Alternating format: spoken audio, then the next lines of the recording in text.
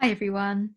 I thought I would pop on and do another book review and just mention a couple of other little bits that have happened this week. So this week I am talking about, ta-da, this is one of my favourites. This is The House of Beaufort, The Bastard Line That Captured the Crown by Nathen Army. I've done a bit of a chat with Nathen about this, so I will put the link to that underneath the video, and the other bits and pieces I mentioned, I'll put those there as well, like I did last week, so hopefully that will be of use to you. So let me read the blurb on the back. It's a bit of a long one, but it's a good one. The Wars of the Roses saw family fight family over the greatest prize, the throne of England. But what gave the eventual victor of these brutal and complex wars, Henry Tudor, the right to claim the crown? How exactly did an illegitimate line come to challenge the English monarchy? While the houses of York and Lancaster fought brutally for the crown, other noble families of the kingdom also played integral roles in the wars.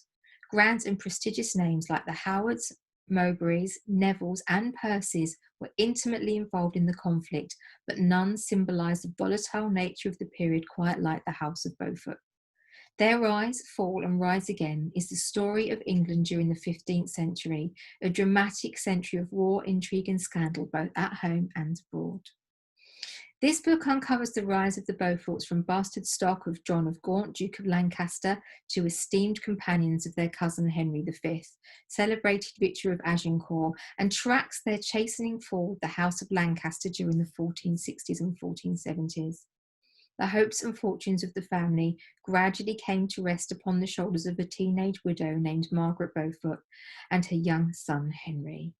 From Margaret would rise the House of Tudor, the most famous of all England's royal houses, and a dynasty that owed its crown to the blood of its forebears, the House of Beaufort. From bastards to princes, the Beauforts are medieval England's most captivating family. That they are. So, Nathen also runs the Henry Tudor Society, and Henry Tudor is also, Henry VII is also my favourite Tudor monarch.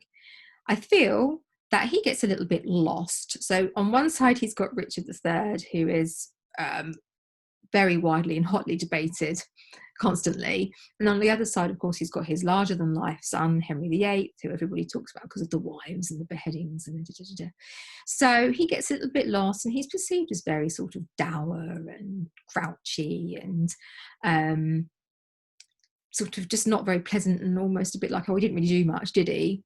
I think the most notable thing that Henry did, and there were others, but for me, is that he brought about that peace. You know, you noticed that they'd had this sort of huge period of conflict that had been going on all those years, and it basically Henry ended up on the throne because there weren't really many other people left. That's a really broad, sweeping statement, but there weren't. They'd all sort of just gone. Natural deaths, wars, you know, all that type of thing. They'd gradually kind of eliminated each other, really. And that's why Henry got the chance to step in. That is quite a sort of broad overview and compacted what I think into one or two sentences, but I hope that makes sense. But, you know, Henry did unite the houses of York and Lancaster, if you like, by marrying Elizabeth, and, you know, bringing to him, we see the Tudor rose as like the symbol of that. But, you know, he did bring about a peace that meant the crown could pass peacefully. He revived the Star Chamber. All of those things came together to bring a much more settled kingdom. Now, as it says here in the blurb of this book, there's so much I want to tell you about what's in this book, but I also, you need to read it. The big names that we see again and again and again during this period, who involved, you know, in the top echelons of society, and in with all the wrangles, and you see these names occurring again and again. I don't know how many people really know how deeply the Beaufort family line were embedded into the sort of the royal circles and what happened, because John of Gaunt had these 4 children with Catherine Swynford, and he did have older children from his marriages, if you like. And his children, the 4 Beaufort children, were actually legitimised in both civil and canon law. And this is one of those things that comes up quite a lot. Oh, Henry, you know, was the children of John of Gaunt were bastards and this and that. well, yeah, they were, but it kind of got overturned. It's how much you want to sort of read into whether or not that's appropriate. Um, but the four siblings all went down sort of quite different paths. And what that meant was they were able to be involved in sort of different aspects, really, of what was going on in the kingdom and around that time. And even there was a daughter, Jo, but she married into the Neville family. And that on its own had huge, far reaching influence later on. So even though the other siblings were boys, and you kind of think, well, you know, they would have had the greater influence sort of immediately in their own right. Her marriage and her dynasty, there were so many children and grandchildren, offspring from that. It made some very interesting people have got Beaufort blood that you might not realise. And one of the things that Nathen looks in this awesome book is about that. So the ancestry can get a bit like wiggly, can't it? It's not always very easy to follow. But one of the things it does make you look at is when Richard, Duke of York, comes back and he's trying to assert his claim to the throne. It's a little bit of a sticky one over who had the best one. That explains that really, really well. So it's worth looking at that. But all the way through, you see the real influence of the House of Beaufort. And I really think it gets understated quite significantly. And it will take you right from that up to the more sort of names that you recognise, like Owen Tudor, maybe if you've kind of sort of just slightly gone before Henry, to see where sort of him and Margaret come from. This book has so much information that gives you the real backstory that you probably wouldn't get in a lot of books, albeit excellent books, on the Wars of the Roses and that, you know, that type of thing, because they are concentrating on the Beauforts, but not really quite so much until it gets up to the bit that matters, if that makes sense. But to understand how everything got where it was, you really need to look at the Beauforts themselves as a dynasty. So I cannot recommend this book enough. It's brilliant. It's very, very detailed. The research is meticulous. And there's just so much in it. I don't think that anybody could read this and not find something that they didn't know that would make them go, right, okay, yeah. So I'm a big fan of Nathen's work anyway, and he's got another book coming out, which unfortunately has been put back, about the pretenders to Henry VII's crown. So I'm very excited for that one to come out. And he has already very kindly said that when that does come out, he's going to come along and we can have a good chat about it. So I want to tell you so much about this book, but I also am not going to, because I want you to read it, because you need to read it. And you will be very pleased that you've read it. So you can put this on your Christmas list, or if you have someone you know who would like it, then you can buy that for them for Christmas. Okay, it's available in all the usual places, but quite like Amazon and so forth. But if you live near a bookshop that sells like quite a good range of history books, you'll probably find that in a local bookshop as well. So particularly at the minute, it's good to sort of try and shop locally and for small businesses or things like that, or even like chains like Waterstones that obviously find it harder to survive in the current climate. So do have a good look around for that, and it is excellent as well. I have it on Kindle too, so I could read it more than one way. That's how much I liked it. So that's Nathen's book. Do buy that one and do enjoy it because it's brilliant. Okay, so I'll put that back up there. Something else I wanted to talk to you about this week. I've got that link to it on my phone, so I'm going to read off of my phone, which is terrible, isn't it? But I have a terrible memory.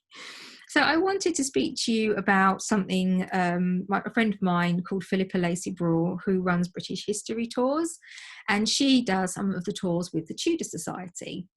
But she doesn't just cover Tudor history. She knows loads about Tudor history, and it was in fact Elizabeth I that brought her to her love of history.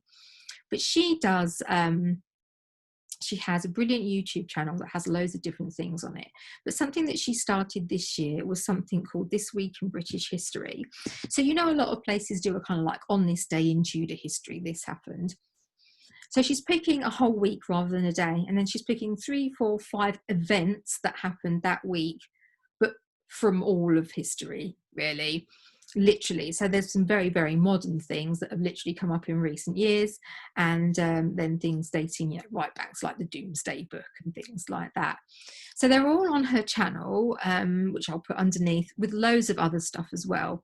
But just to give you a taste of it, so it says, this week in British history, the 12th of October, 1537, Henry VIII's third wife, Jane Seymour, gives birth to a baby boy, the future Edward VI. 13th of October, 1660, first of the regicides were executed for their part in the killing of Charles I. Quite right too. The 14th of October, 1066, that's got to be a date you recognise, the Battle of Hastings leads to the Norman Conquest. And the 18th of October, 1216, King John dies from dysentery at Newark Castle. It sounds like a horrendous death, but he wasn't very popular. So I doubt many people hugely mourned him, if we're being completely honest about that.